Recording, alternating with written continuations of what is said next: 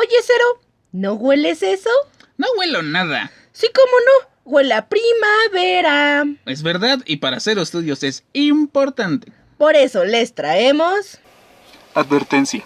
El siguiente video ha sido creado con fines de ocio. Contiene lenguaje un poco ofensivo, ¡Bastante ofensivo! además de humor negro. ¡Muy darks! La información mencionada se encuentra en internet. Para que no empecemos con problemas. Se recomienda discreción.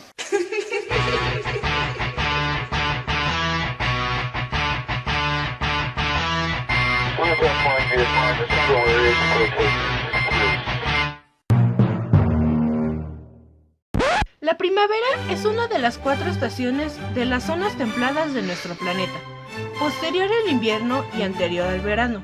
El término prima proviene de primera y vera del verdor. Astronómicamente, esta estación comienza con el equinoccio de primavera, entre el 20 y el 21 de marzo en el hemisferio norte, y entre el 21 y el 23 de septiembre en el hemisferio sur, y termina con el solsticio de verano, alrededor del 21 de junio en el hemisferio norte y el 21 de diciembre en el hemisferio sur.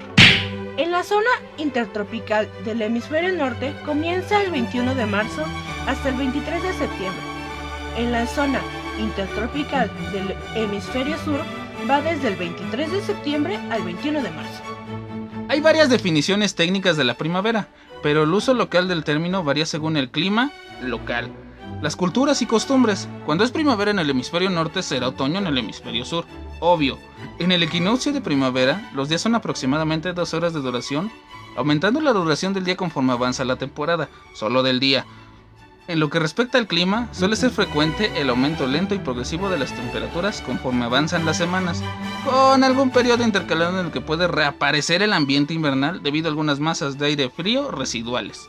Las precipitaciones tienden a ser más irregulares y menos generalizadas, descargadas en formas de chubascos y tormentas, más probables a mediados y a finales de la estación, cuando el verano está próximo. Las hojas y flores de los árboles de hoja caducifolia, la que se cae, vuelven a crecer de manera gradual, dando colorido de nuevo al paisaje después del invierno.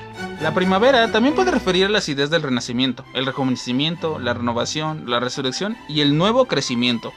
En la literatura, la primavera representa la juventud, época o fase de la vida de una persona en la que se dice que está en la flor de la vida. Hijo de Marcelino Juárez y Brígida García. Matrimonio indígena de humilde condición. Benito Juárez quedó huérfano siendo niño y cursó sus primeros estudios en su pueblo natal. Tenía 20 años cuando ingresó en el Instituto de Ciencias de Oaxaca, donde se licenció en Derecho. Su preocupación por la realidad social y en particular por la situación de los campesinos lo llevó a expresar sus puntos de vista liberales y a participar activamente en política. En 1831, Benito Juárez fue elegido regidor del Ayuntamiento de Oaxaca y, un año después, diputado al Congreso del Estado. Era hasta el primer paso de una actividad que lo llevaría a ser el máximo mandatario de la nación, aunque para ello debió ascender lentamente en el escalafón político, sorteando dificultades sin cuento, padecer el exilio, sufrir la cárcel, encabezar una guerra civil y atraerse la ira de numerosos enemigos. La energía con que defendió los intereses que representaba le valió en 1846 ser diputado por Oaxaca ante el Congreso de la Unión. Un año más tarde fue designado gobernador de su estado natal, cargo en el que permaneció hasta 1852.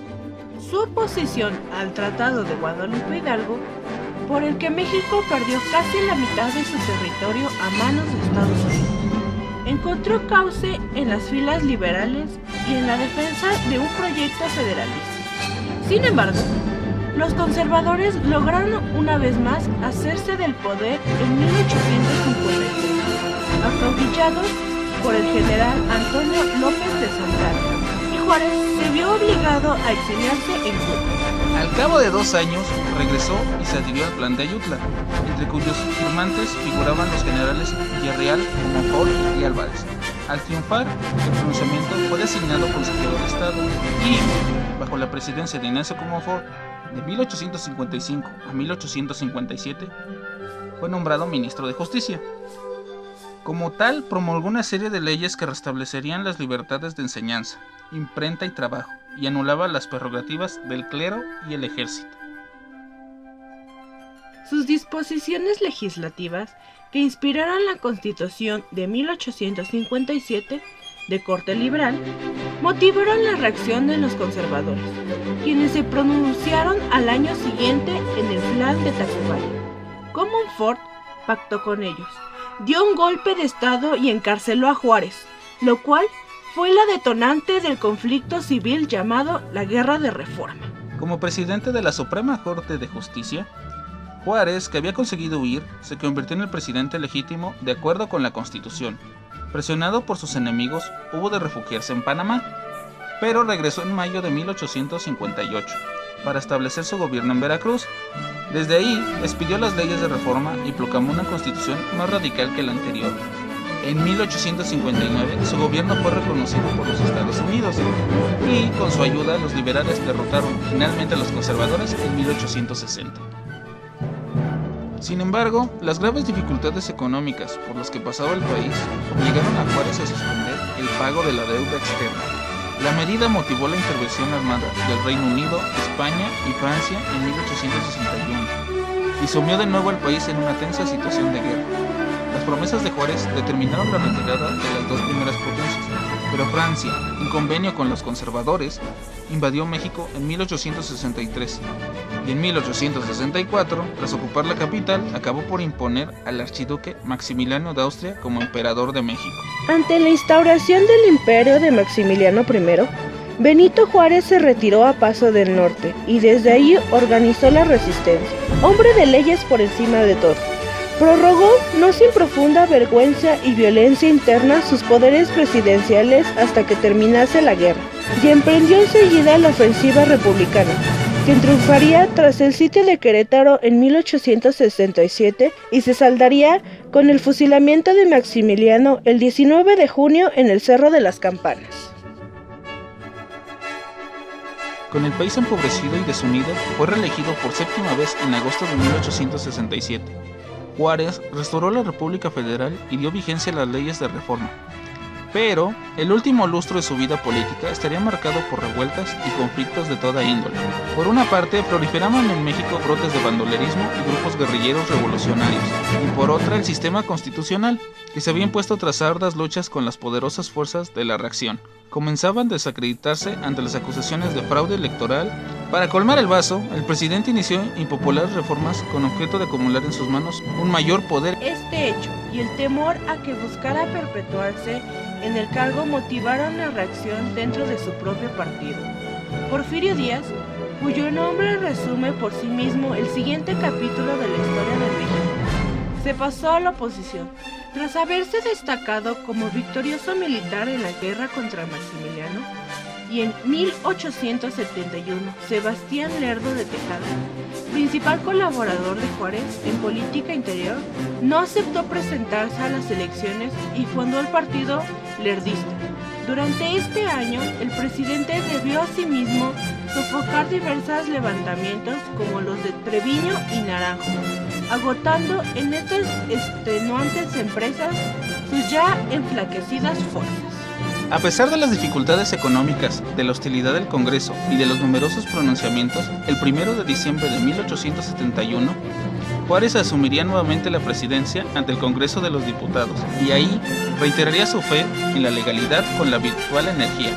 Pero los vientos de la historia se orientaban ya hacia otros derrotas. Porfirio Díaz arengaba a sus partidarios contra Juárez, acusándolo de dictador y poniendo en marcha una nueva revuelta inspirada en el llamado Plan de la Noria, cuya más significante propuesta era la provisión de que fueran reelegidos los presidentes. Sebastián Lerdo de Tejada se alió con Porfirio Díaz y juntos se alzaron contra Juárez.